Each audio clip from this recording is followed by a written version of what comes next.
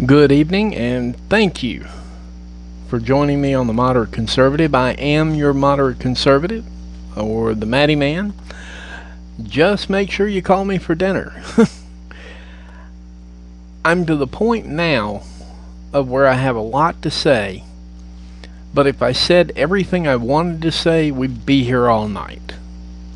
So I'm going to limit all of my thoughts to one specific instance of idiocy that has come to define this administration. I am actually old enough, and some of my viewers are old enough, to remember the Iran hostage crisis. Just so we're clear, no one cared about Jimmy Carter running inflation sky high. No one cared about a gas crisis. No one cared about Billy Beer. Billy Beer is funny. You should Google that. No one cared about Jimmy Carter's personal habits. And as a side note, to me, Jimmy Carter is probably the most humanitarian president we've ever had. I did not agree with his politics, but I love his personality. His politics, no. Personality, wonderful guy. We just agreed to disagree on everything, and thank goodness he had a whole lot of other people around him that agreed to disagree. And in 1980, the Iranian hostage crisis was at day 400 and some change. I lost count. It's been over a year. And the minute Ronald Reagan won the election, the first thing they did was release the hostages. It is the first and only time in United States history that a foreign country weighed more influence on the election than the actual participants did. The Iran hostage crisis is a unique moment in history until today. Until the botched withdrawal from Afghanistan, we have thousands of Americans behind the Taliban line, and Sleepy Joe is up to bat. I've been told, actually, a great wrestler in my mind. I know wrestling's fake too, by the way, so I don't want to get flamed about that part. But an actual great wrestler, Hunter Hearst Helmsley, Triple H, Paul Levesque. He made a comment one time that stuck with me. It's 20 years and counting now. He said, adversity introduces a man to himself. Adversity also introduces a president to everyone else. Now then, let's look at the parallels. Economy running out of control, no one cares. Gas prices going up, no one cares. They don't blame the president, they blame OPEC, and that's a whole nother show. I've covered it once. I'm going to cover it in more detail later on. We have a crisis at the border, no one cares. We still have children in cages, no one cares now. Biden's the president. The left doesn't care. The right already understood why children were in cages, and they care, but they understand why the situation is what it is. Democrats just don't care. It's an election piece. It's a plank. It's something to talk about. It's something to poke fun at Donald Trump about. It's something to throw up in your face every single time, so that when you think Donald Trump, you think children in cages. Now, we are on the verge of a Taliban hostage situation.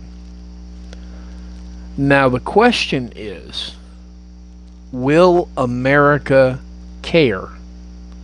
And that's in bold type with a lot of question marks behind it and a lot of exclamation points. Because at this point in time, the left in America has not cared about anything whatsoever. Those of you who are raising daughters that now have to compete with genetic males to get scholarships, you didn't care. It's price of progress. You out there in California with your minor attracted people, you didn't care. It's the price of progress. But a foreign country is holding our citizens at bay. Joe Biden has gone from it's not going to come to this to it came to this, but it was Trump's fault because he drew down the troops too fast, to we can't guarantee we can get you out of Kabul. So in essence, right now what we're looking at is a hostage crisis all over again. Adversity will introduce the United States of America to the falseness that is this administration. This administration's fake from the beginning. Joe Biden runs nothing except his mouth in front of a teleprompter, and that is about to be revealed. If America is now fine with the fact that we cannot get some of our American citizens out of Afghanistan because of this botched retreat, then we truly are done. I will tell you from the left, if you do not care about this, you should burn your citizenship card. You should leave. You should pack your bags, get the hell out of my country. It's one of the very few times you'll hear me curse on the air, but you can get the complete hell out of my country. Right? If we do not stand up and make noise about this, you can get the hell out of my country. Because it is time for us to be united behind this one singular cause. I don't care if you go back to welfare, abortion, killing kids right before they're born. I don't care. It's your mind, it's your life, it's your judgment day in front of a holy God, not mine. But if we cannot come together as one America, one black America, one white America, one Hispanic America, one Asian America, if we cannot come together as one America over the fact that we should be upset, we should be absolutely furious with the occupants of Pennsylvania Avenue, then the ones who can't, get the hell out of my country. You don't deserve it. Because that could be you. That could be your wife. That could be your husband. That could be your daughter. It could be your child. It could be your loved one. It could be your aunt, uncle, whatever. Stuck. And if you can't put your partisan, pitiful politics aside and be angry about this, get the hell out of my country. I said it, I stand by it, I don't care who likes it. Biden is an absolute waste of human air at this point, because all he can do is make excuses. And I'm not completely sold on Donald Trump at all, but I have a feeling missiles might be flying right about now. Because that's what a leader does. A leader leaves no doubt who the man is or the woman is. A leader leaves no doubt. A follower makes you question. And Biden, Harris, Pelosi, they're followers. They're not leaders.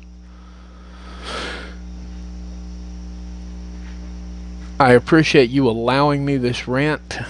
I am the Matty Man, the moderate conservative. Please like, share, subscribe. I do love comments.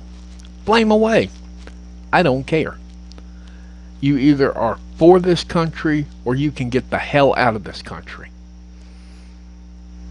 I mean it. I said it. I stand by it. Good night, America, wherever you may be. You certainly aren't here tonight, but you will be. I love you all. Take care and good night.